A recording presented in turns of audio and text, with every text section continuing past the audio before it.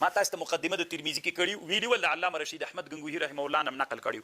علامه رشید احمد غنگوهی رحمه الله یو ډیره خوندوره خبر کړیو کې تاسو په یاد. رشید احمد غنگوهی رحمه الله ویلي وی دغه اختلاف د مذاهبو ولې منځته راغلی. نو هلته د جواب داسې کړي ګوره د اختلاف د مذاهبو ځکه منځته راغلی ده د دې علماو په مابین کې. مالکیان کومو روایتونو ته اعتبار ورکوي؟ مدنیو ته. شافعیان حجازي روایاتو ته. حنابله ظاهر د لفظ ته. احناف قواعدو ته اعتبار ورکوي. د اسلام قانون د منځونو په اړه باندې چیرې د وختونو د لمانځه په اړه باندې قرآن قانون چیرې دی؟ یعنی کتاب موقوته.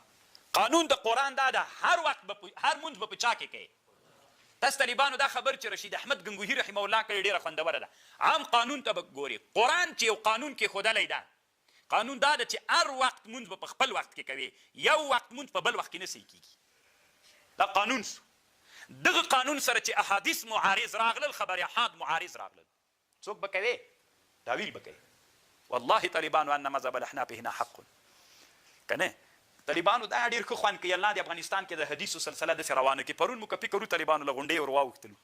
خوند یې وکړه که نه طالبانو؟ ځکه موږ څوک دې نه وایي چې موږ متعصبین یو. طالبانو پرون موږ له غونډې ور واوښت. پرون د جمهور علماو دلایل قوي وو. طالبانو موږ تاسې محاکمه داسې وکړه نحن نختار هند اليوم في هذه المسألة مذهب الجمهور. مختار مو کړه که نه؟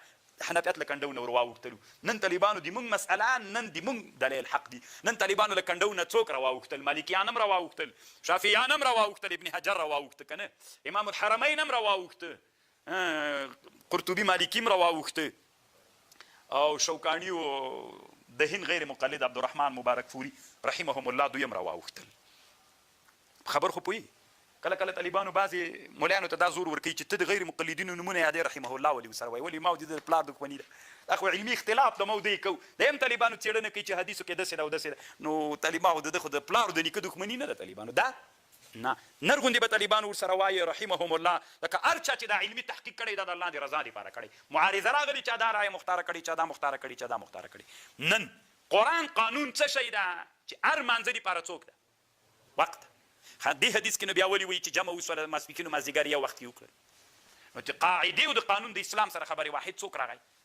معارض راغی. چې معارض راغی رجوع به تاویل ته کوي. فتاویل الاحناف انها جمع عملی او جمع سوری. بس طالبانو خبر خلاص شوه. ما په خبر خو پوهېږئ که نه؟ بس جوړه شوله. ځه